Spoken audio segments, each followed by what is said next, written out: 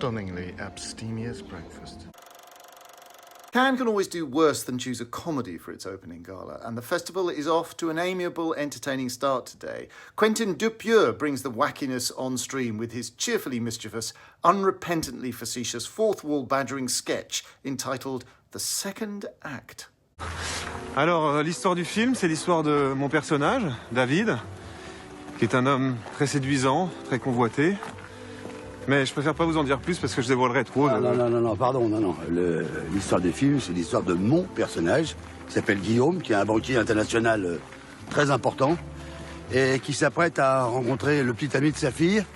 Et je suis désolé de te contredire, hein, mais c'est ça la vraie histoire. C'est l'histoire de Guillaume. Hein. Si je puis me permettre, Guillaume, l'histoire du film, elle se concentre surtout sur la trajectoire, disons, de Willy, qui est mon personnage, qui est un jeune plein de tonus, et qui va vivre tout un tas de retournements plutôt incroyables, disons. N'importe quoi. Non, mais n'écoutez pas ce qu'il raconte. Je veux dire, tout s'articule autour de mon personnage, Florence. Je veux dire, sans elle, il n'y aurait pas l'ombre d'un début d'histoire. D'ailleurs, le film a failli s'appeler Florence et les garçons. Non, mais sans déconner, fermez vos gueules un peu, là. Le vrai héros, c'est moi. C'est mon histoire. C'est tout.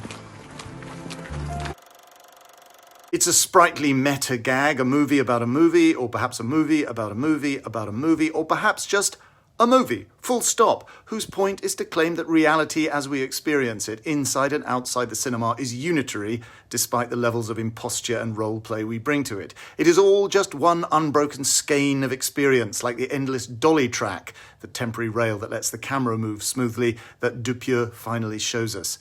There are plenty of laugh lines here, though the second act would be a bit thin were it not for the rich, creamy thickness of the alpha-grade French acting talent involved. We see a nervy, unhappy guy called Stéphane, played by Manuel Guillot, open up his restaurant in the middle of nowhere, quibblingly called the second act. Two young men are to be seen walking towards the restaurant. David, played by Louis Garrel, and his pal Willy, Raphael Quenard, from Dupieux's previous film Yannick. David has a date there with a beautiful woman whose clinginess and neediness he nonetheless finds a turn-off. So he's brought Willy along to seduce her and take her off his hands. This woman, Florence, played by Léa Seydoux, is preparing herself to meet David, unaware of his plans to palm her off on someone else. And so confident is she that David is the one, that she has actually brought her dad along with her, Guillaume, played by Vincent Landon. But the actors playing these parts keep breaking out of character and quarrelling among themselves, though without anyone saying cut. The action moves seamlessly in and out of the apparent levels of fiction and reality, perhaps as a result of the novel way it is being directed, by AI, a robotic voice from an avatar on a laptop held up by a lowly runner. Dupieux naughtily pokes fun at the progressive scruples of the film industry. One character appears homophobic and transphobic until the film tips us the wink that this is just an illusion. Or is it?